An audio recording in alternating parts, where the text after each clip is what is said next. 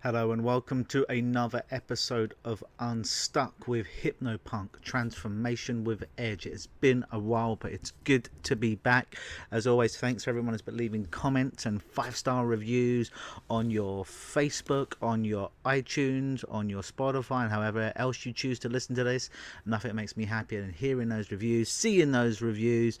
It inspires me to put more of this great content out for you. And as always, if you leave a review and you take a screenshot and you shoot me a message at mail, M-A-I-L, at Lukenosis, Lukenosis.com, a snapshot and an email with that snapshot attached to that email address, you get to have a free power session with me, which is a 30-minute over Skype or over Facebook Messenger with me, which is a 30-minute session to help you become unstuck in an area of your life. This is not therapy. This is not a hypnosis session. This is not a opportunity to hemorrhage all your problems over me. No. It's about generative change and offering you some new insights to perhaps sidestep your problem, to overcome it, to get through it, to get under it, to get more personal growth and change in your life. So it's more positive coaching than dredging up long-standing issues you have. But enough about that. On with the show. Today's episode is entitled Say Goodnight to Insomnia. It's a great title, huh? I thank my PR lady for that one. And it's all going to be about how to overcome the symptoms of insomnia based on my experience of using these specific techniques with clients.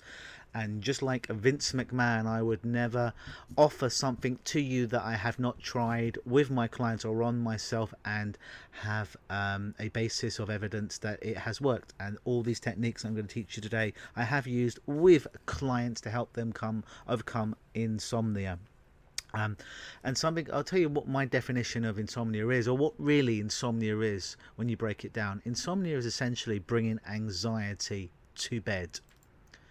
And then when anxiety is in bed with you, a very, very bad bedmate, they'll keep you up all night with a lot of internal dialogue of potentially catastrophizing events in the future and ruminating with obsessive thoughts over and over again. But essentially, it's breaking it down, it's taking insomnia to bed.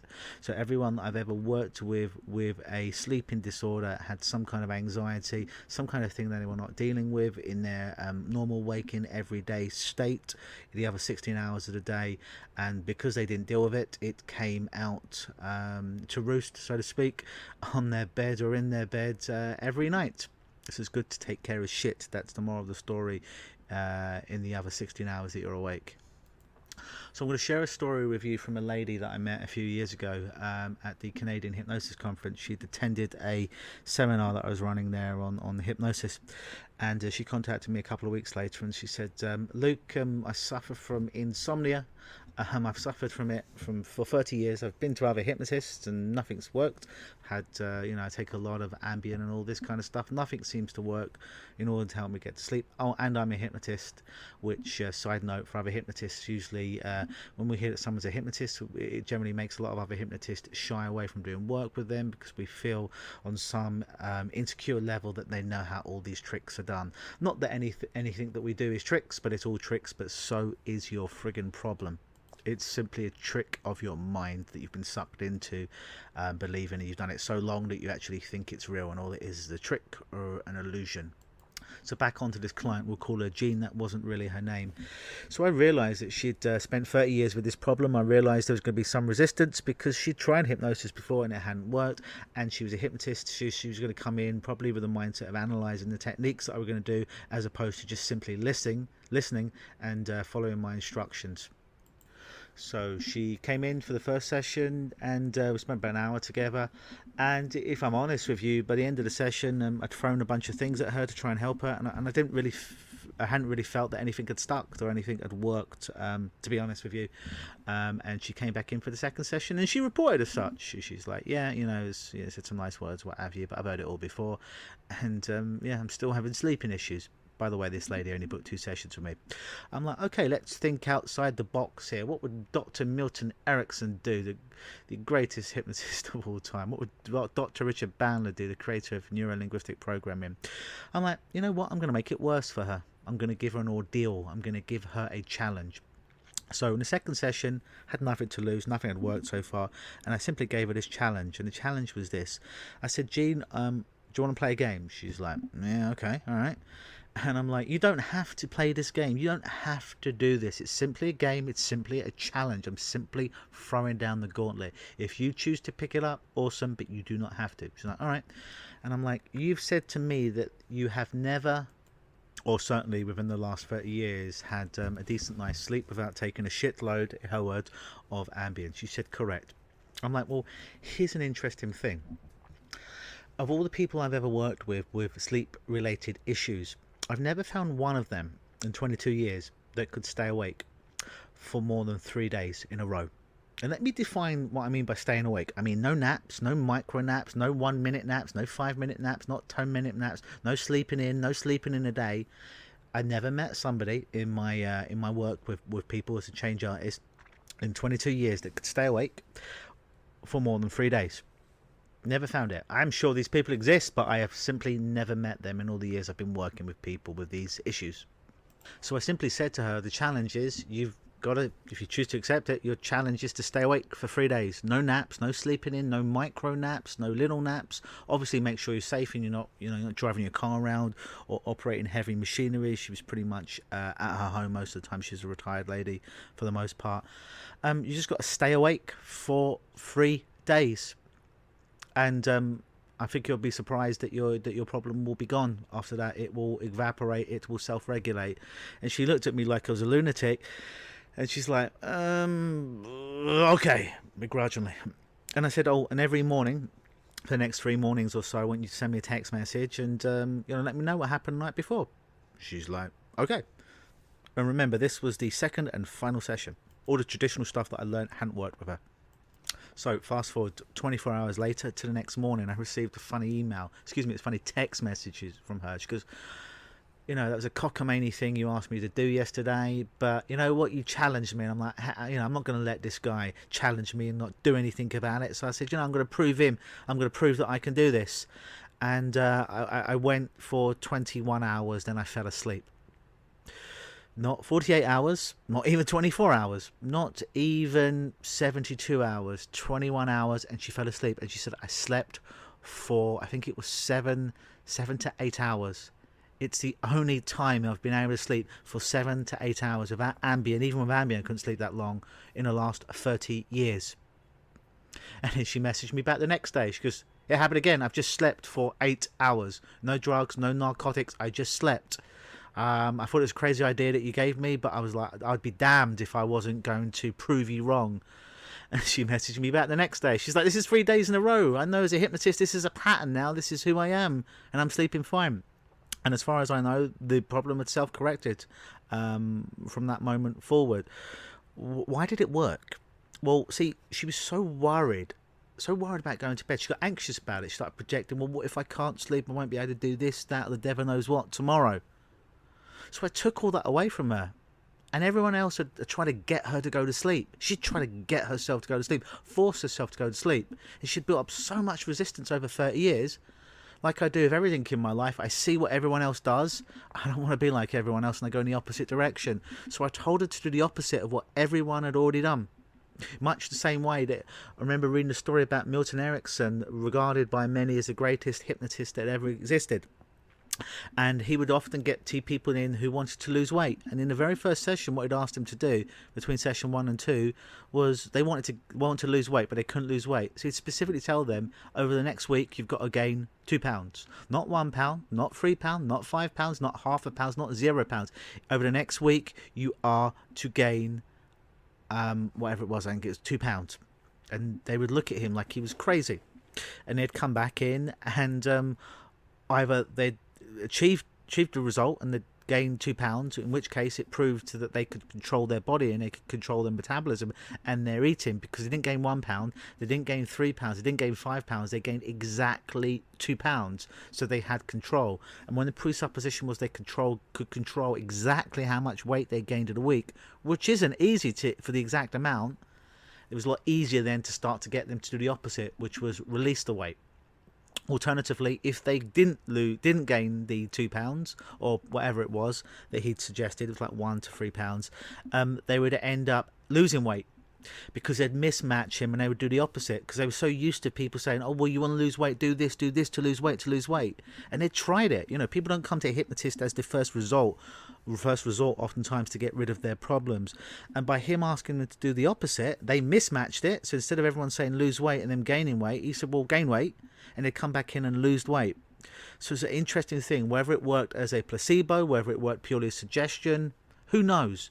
The fact of the matter is, it just worked. Much like my suggestion to this lady, my ordeal, to quote Jay Haley, my throwing down the gauntlet, and it achieved it. So the first protocol is, and do this obviously with your own discretion, please do not be operating any heavy machinery, cars or anything like that. But if you have been suffering from a sleep disorder and nothing else has worked, you've gone to your doctor, perhaps you've been using medication, but nothing's worked for you, then I'll throw down the gauntlet to you. Again, like I say, as long as you're safe. I've never ever met somebody who could be awake for 3 days.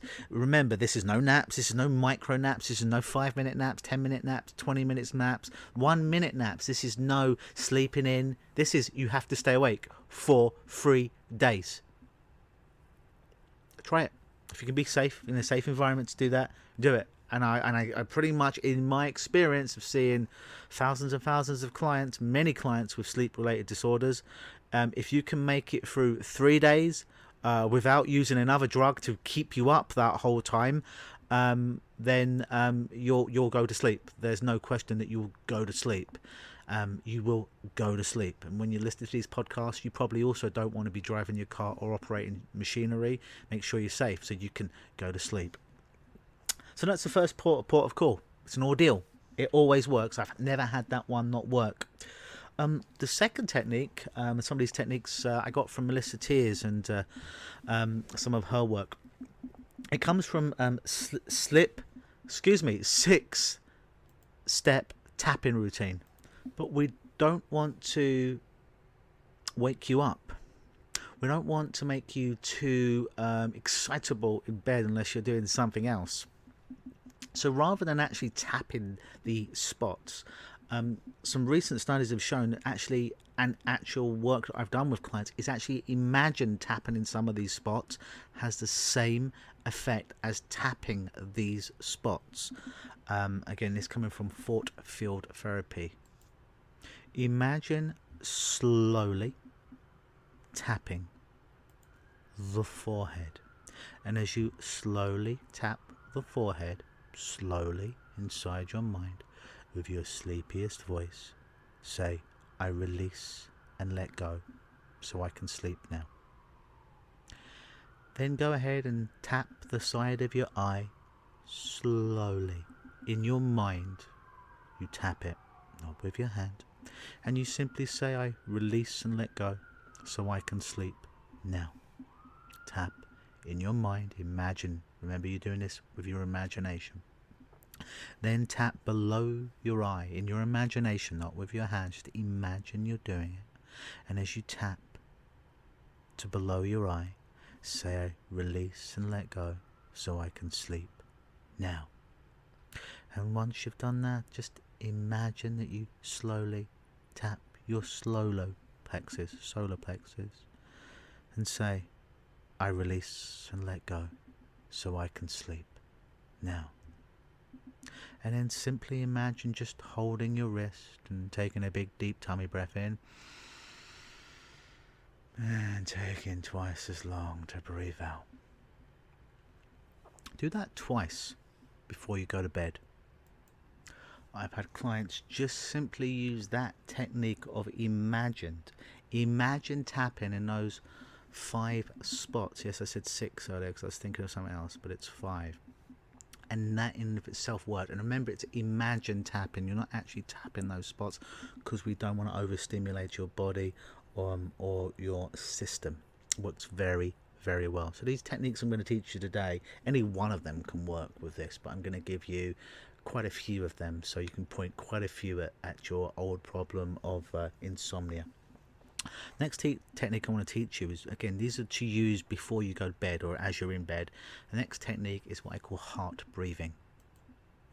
Just imagine that you're focusing now around your heart. Imagine breathing through your heart. And as you do that, if you find your mind wanders, just bring your mind back to your heart and breathe. Breathing into your heart. Breathing out. Breathing into your heart and out. Breathing into your heart and out. Then go ahead and imagine holding your rest. That's right. So that's heart breathing. Another technique that you can do. Remembering that you're doing all these techniques with your eyes closed in a safe environment. How the heart breathing seems to work is it appears that it takes you from sympathetic nervous system, fight, flight or freeze, to parasympathetic nervous system, rest and digest. Or to throw some neuroscience at you, it appears that it takes you from your beta brainwave state, which is the waking state, through alpha, which is think about being present in this very moment, power of now kind of stuff, all the way into theta, which is the brainwave most associated with sleep. So what's that, like 3 techniques so far? Another technique which is great is peripheral vision, which is going into bed. When you go to bed, you are on your bed, lying facing the ceiling, and you focus on a spot above you and slightly behind you, but keeping your head still. And as you go into that spot of peripheral vision, you look at one spot, which is foveal vision, then you expand your awareness. You expand your awareness to both sides, both walls adjacent to you. So your awareness, even though you're looking at that one spot above you, slightly behind you, keeping your head still, you're aware of both walls to each side of you. You're aware of the floor, you're aware of where the ceiling and the floor intersect, you're aware of your bed, you're aware of what's completely underneath you, your bed supporting you. So you've got 360 degrees awareness. And when you go into peripheral vision, expanding your awareness, it tends to shut off that inner voice, that inner dialogue inside, and really, which is a great thing to do before you go to sleep. So you shut down that critical voice that's telling you to stay up or that you won't be able to sleep. It works very, very well. Another fantastic way of shutting down that voice, that critic inside that says, oh, you can't sleep, what's going to happen tomorrow when you wake up with no sleep, and all that kind of nonsense, is to, and you can do this now, have a thought, like that one just come into your head, and now get your tongue and push the tongue all the way to the top bridge of your mouth. Actually push your tongue to the bridge of your mouth and keep it touching there. And as you continue to do that, notice, if you haven't noticed already, that internal voice just shuts off or slows all the way. That's right. It's another really quick way of shutting down that internal voice that can keep us up at night, just by pushing your tongue to the upper bridge of your mouth. What's that, 4 techniques now? Okay, the 5th technique. And again, you're doing this at night, when you're in bed, when you're about to go to sleep. Don't be doing this if you're driving your car, operating heavy machinery and stuff like that. I'm not going to say that anymore. You get the point, all right? So imagine now it's nighttime. You get into bed. You've done the peripheral vision. You've done the imagined tapping. You've done the heart breathing. You've done the tongue to the bridge of your mouth to quiet that inner critic. Another great technique is to open and close your eyes and see the number 50. And then open and close your eyes and see the number 49. Then open and close your eyes and see the number 48. And as you continue to do this, I want to say inside your mind very slowly, I'm falling asleep. So every time you open your eyes slowly, you close your eyes, you see the next number down, 47, falling asleep. And then you just do that until you fall asleep. It works very, very powerfully. So it's a 50 to 0. Open your eyes, close your eyes, see the number, say to yourself, I'm falling asleep. Open your eyes, clear that screen inside your mind, see the next number, and falling asleep. So eventually you will fall asleep. It seems like something childish that you do with a child, but it does work. I've had it work with clients. It is very powerful. So after you've done all that, those 6 techniques I believe so far, another great one to do is after you've done the imaginary tapping, you've done the peripheral vision. If you've needed to stay up for 3 days, you've done that under your own supervision. You've done the heart breathing, you've done the 50 to 0 countdown. I'm falling asleep. Another good thing to do is after you've done all that, just imagine that there is a big box, a big chest outside your bedroom, and you're going to put all your thoughts into that box. Now they'll still be there if you need them when you wake up tomorrow morning, but when you step into your bedroom, maybe you even want to buy one of these ones. Put a little box outside, like a laundry kind of box, or maybe you just have a nicer armoire outside. Just imagine, and you don't have to buy one at all, you can just imagine it, but just imagine that you put all your thoughts into that box. They'll be there waiting for you, the good thoughts at least, tomorrow morning when you wake up. They're not going to go anywhere. But just imagine you're doing it almost like you're taking out the trash. You're taking out all those thoughts, you're putting it into that heavy box, that armoire, that laundry basket with a lid on it, and it will be there tomorrow, the good ones, if you need it. So there's 6 or 7 really powerful techniques. All you need is one. All you need is one of those things to work. I've just given you 7 of those. So if you use those daily, it will help you unquestionably when it comes to falling asleep. And what you might want to do is you might want to change the order of those exercises as well. So let's go over those exercises one more time. There's the, if it's appropriate, staying awake for up to 3 days. There's the peripheral vision. Find a spot above you, allowing your awareness to go out. It slows down that voice inside your head. You can't feel negative emotion from that. There's the pushing the tongue to the upper bridge of your mouth, and actually doing it shuts off the internal dialogue. There's the heart breathing that takes you from sympathetic nervous system to parasympathetic nervous system. There's the 50 to 0 counting down, deeper asleep. There's the imagined tapping. Yes, that one. Imagine tapping those spots and saying, I release and let go so I can sleep now.